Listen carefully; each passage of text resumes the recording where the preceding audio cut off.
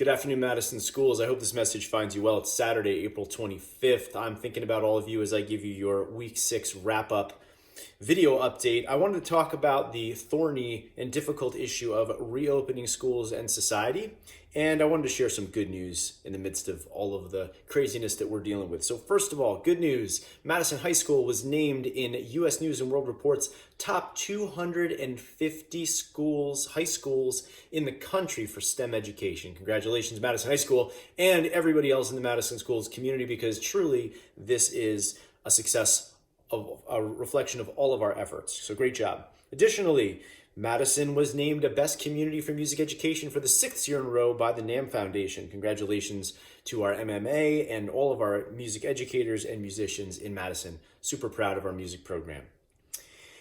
On to the topic of reopening schools. So, of course, I'm asked all the time, are we going to open schools? What do you think? What's going to happen? Well, what I think doesn't really matter per se, because here's what I know.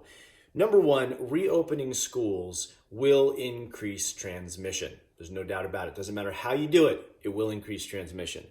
Also, reopening schools will make contact tracing more difficult and complicated as we try to control this virus.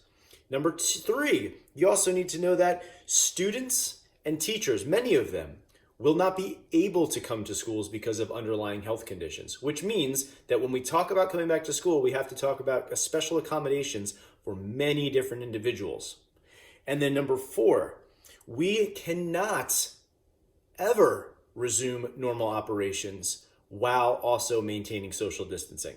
So any return to school, so long as social distancing is something that is going to be an imperative, any opening of school is going to be a modified opening of schools, which will likely negatively impact our ability to make progress in the curriculum, which we're currently able to do with our distance learning model. That's how it sits for us. In the rest of the state, getting kids back to school in some areas is much more important, as families don't always have the advantages that some families, particularly those in Madison, get to experience. And we have some families in Madison that also struggle as well. I'm going to be working with, again, continuing to work with superintendents and representatives of the state to make sure that we make informed decisions regarding what is going to be in everyone's best interest. Now, that said, a lot can change in just a couple of weeks. Right now, we don't see a lot of testing or contact tracing process moving forward the way that we should, and we don't see the curve flattening the way that we hoped that it would thus far.